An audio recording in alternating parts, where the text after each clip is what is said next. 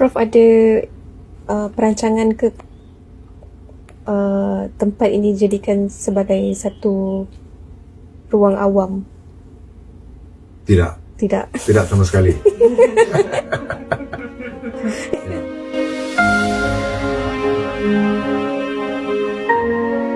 Ya, tapi ini adalah ruang pribadi. Ya. Dan tetapi saya menganggap ruang ini sebagai ruang perbincangan.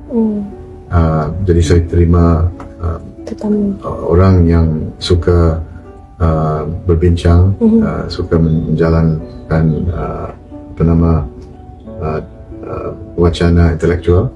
Ya, ini merupakan satu suasana yang saya rasa menarik. Ya. Satu lagi, Prof boleh kongsikan berapa jumlah buku dalam library ini? Saya rasa sekitar 10-11 ribu buku. Ya. Dalam beberapa bidang dan juga beberapa bahasa. Ya, bahasa Inggeris, bahasa Melayu, bahasa Arab, bahasa Parsi, Perancis, Jerman dan bahasa Belanda.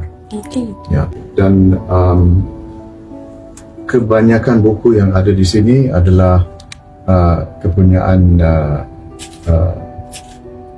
almarhum Said Alatas, ayah saya. Saya rasa di antara 60 sampai 70% adalah buku yang beliau telah kumpulkan sejak beliau berada di Amsterdam sebagai mahasiswa. Ya, kalau kita lihat di bawah susunannya, susunan buku ini ada, kami mulai dengan bahagian buku agama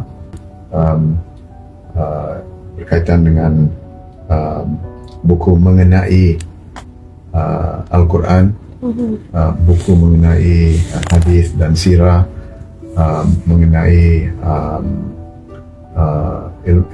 ilmu kalam, ilmu tasawuf, falsafah. Jadi itu berkaitan dengan agama. Ya. Dan juga ada bahagian yang agak besar mengenai dialog antara agama. Ya, terutama sekali antara Islam dan agama Masihi. Ya, so itu agama. Lepas itu ada buku mengenai kebangkitan Islam. Ya, dan itu diikuti dengan buku mengenai wacana pengganti, wacana alternatif maksudnya, ya, alternatif kepada Eurocentrisme. Ya. Ada juga banyak buku mengenai tokoh-tokoh tertentu. Ada bahagian buku Ibn Khaldun, Said Nursi, Karl Marx, Mao Zedong, Max Weber dan sebagainya. Ya. Lepas itu buku umum mengenai sosiologi dan antropologi, ilmu politik, kajian pembangunan, development studies, women studies, biografi, sejarah, lebih kurang macam itulah. Ya. Dan ini di sebelah kiri Shu adalah dictionary, kamus.